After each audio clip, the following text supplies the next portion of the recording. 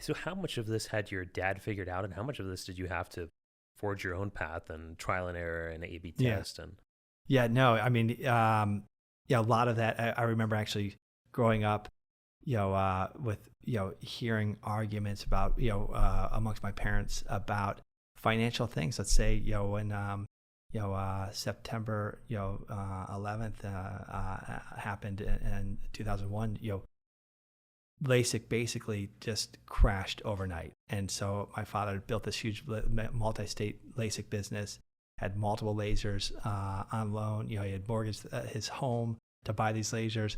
And then those banks came calling, and I remember he had to make some very tough decisions and very stressful times at home. And you see that on the front end. So being a small business owner in ophthalmology, it's not always rosy. There are sort of some ups and downs, and particularly if you're kind of pushing the limits, you're seeing an opportunity. Let's say you're seeing an opportunity that there's a new market emerging. Maybe it's multifocal lenses or light adjustable lens or SMILE, and you say, okay, well, I can buy the capital equipment to kind of take advantage of that. But if you misguess or overshoot or overcommit, there can be some stressful times. it sounds like there's a lot of, you make yourself very vulnerable. Yeah. There's a lot of liability and there's a lot of responsibility. Yeah. And I feel like I'm just trying to imagine myself as a resident or other residents potentially listening in on this, thinking, do I want to go into private practice? Do I want to just join a private equity group? Do I want to go into academics? In the latter two, maybe a lot of this is already taken care of. It's more of a clock in, clock out.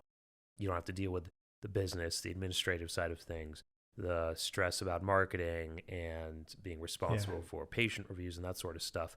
In today's day and age, why do you think people should still go into private practice, and what's really been the most fulfilling aspect of all of this? Yeah, I mean, and I tell people there's not necessarily a right or wrong, so you have to kind of find what is sort of an energy gainer. What do you wake up, itching to do, and or stay up past midnight working on, whatever it might be. And if it's sort of, if you're staying up, burning the midnight, hours, looking at sort of architectural plans to build a new clinic or marketing efforts, or scouring Google and seeing how the Google clicks are working, okay, that's your passion. Or if you're staying up really late to write the research paper or the new book chapter or the article, which, many of our colleagues do, that's what drives them, and they're passionate and they're motivated to do that, then maybe that's more of an academic path. Or if you say, you know what, I love ophthalmology. I love walking into the clinic, seeing a patient, treating them.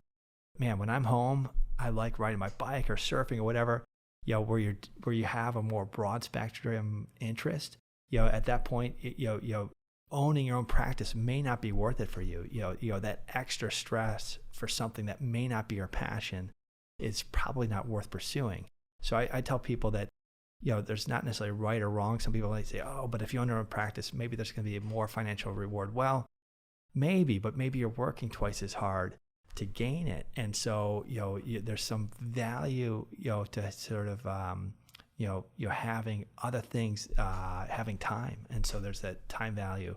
And if you can, get home, be with your family, be the soccer coach for your kids, or, pursue a passion, on a weekend, it may be worthwhile to have somebody else kind of worrying about, the new clinic design or the new marketing effort or whatever it might be. So I don't necessarily say there's a right or wrong, but you just sort of pursue what you're interested in. And a lot of times it becomes just self-evident, where you find yourself doing. If you find yourself just always sort of pulling late hours at the clinic, working with the staff, putting out fires, working with the front desk, whatever it is, you're going to be kind of just pulled in, and that's where you'll be. Or if you find yourself when the clinic closes, you're out the door, leaving all that behind, letting somebody else deal with it. Well, chances are then someone else will deal with it. And so you can, chase whatever you're chasing.